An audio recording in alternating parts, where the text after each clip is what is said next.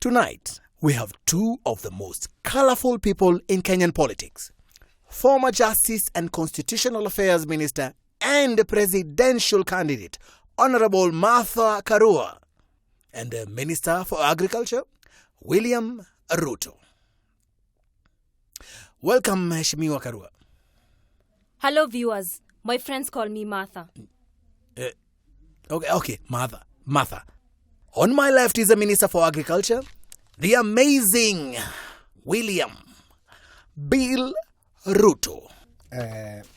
Hello, viewers. Let me begin by asking, how are you doing, Mheshimiwa Ruto? Umekimya sana. We've not heard much from you since that censure motion. I am doing very well. And by the way, it wasn't me. What do you mean, Mheshimiwa? I wasn't the one who was banned from visiting the US. No one said it was you. And I would just like to add that the US is not heaven. It is not a matter of life and death for me, with or without Obama. Yes, indeed. Back to you, Honorable Ruto. You've been lying very low since that motion in Parliament. Tell us, how has this affected you? Thank you, Jonah. You see, the whole thing was a blunt lie propelled by innuendos, rumors, and politics, which was propagated. You mean perhaps blatant? Listen to me first. Yes. Which was propagated by my sworn enemies hell-bent on pushing me out of power. Yes. Well, it seems you feel very strongly about this. Yes, Mr. Jonah. My jealous opponents want to make it look like selling and eating of maize is a crime. But I ask you, is it really a crime? I mean, if I give you this maize here... Thank you. Is it a crime to own your very own piece of maize?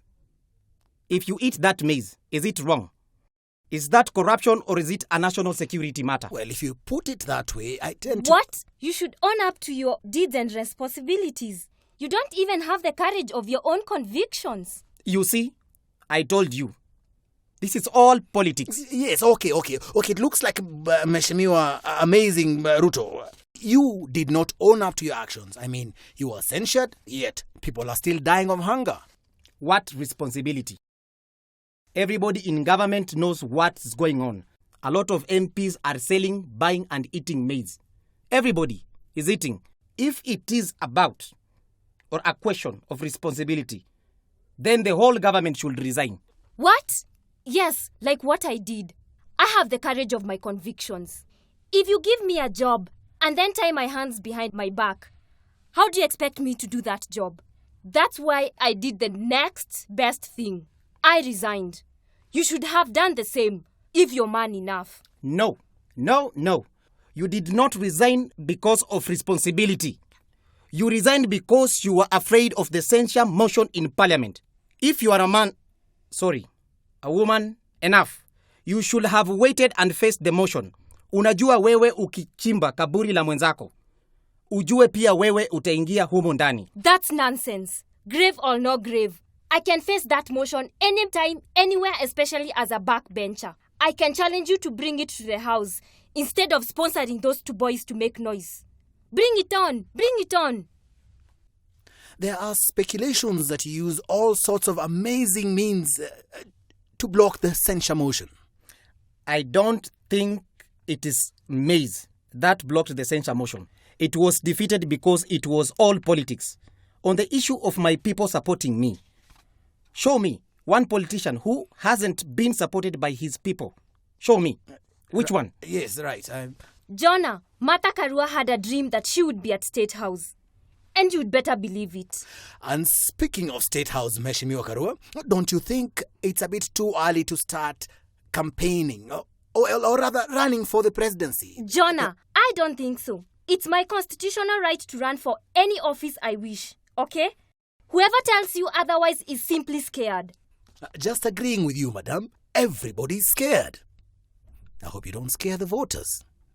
I am scared too. You see, my opponents are scared.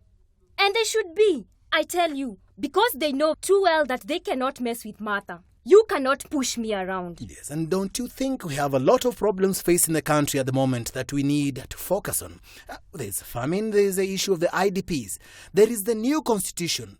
campaigning for presidency right now would seem to me a bit premature. I'm offering myself as the solution to all the problems. More importantly, now that I am not in the government, I have the time to campaign effectively. Yes. Now, Honorable Karua, you resigned from the government, saying that your hands were tied. Yet you defended the very same things many complained about. For example, you told the ODM to go to court after the December 2007 elections, yet you are today complaining that the very same judiciary is incompetent. Don't you think that we will accuse you of hypocrisy? Jonah, I'm very consistent on that one. I know that President Kibaki won the election and that there was no rigging at KICC. Even the Kriegler Commission said so. This is one point I agree with Martha. There was no rigging at KICC. There was stealing. If there was stealing, why are you serving in that very government? Yes. Let us change gears a little bit, Madam Minister. Well, Madam Former Minister. Do you know who is in the infamous Waki envelope? You know, that envelope. The envelope that has caused some legislators many sleepless nights. The envelope that is shrouded in mystery, secrecy. What is it, black? Is it white? Is it luminous green? Is it red, blue, or is it a glorious orange? They know themselves. You should ask them. But I don't know who they are. Mheshimiwa Bill, amazing member of parliament. Do you know who's been named in that envelope of shame? I have already said. I have said many times. I am on record saying that we should take the envelope to The Hague. I am not afraid of anything. Nobody said you should be afraid, Mheshimiwa. But at first you were against going to The Hague. You wanted a local tribunal, right? Why the sudden change of heart? Simple. They will take 10 years to investigate and another 10 years to press charges. By the time they are done with every suspect, it will be around 2090. Oh yes, justice delayed is better than no justice at all. And it is better than the justice we have here. Or is it the justice that we used to have here? Phew. The tension, the fire, the passion. And in the middle of a boycott. Meanwhile, back at the ranch.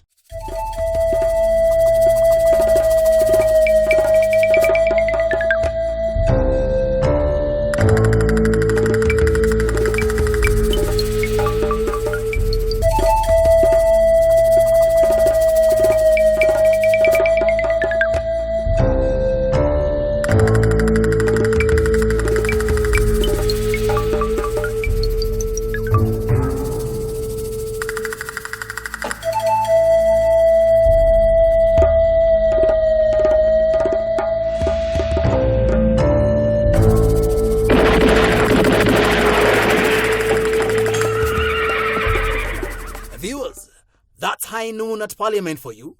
I wouldn't want to imagine what happened next. Remember to subscribe to XYZ's new YouTube channel on www.youtube.com/The XYZ Show Official.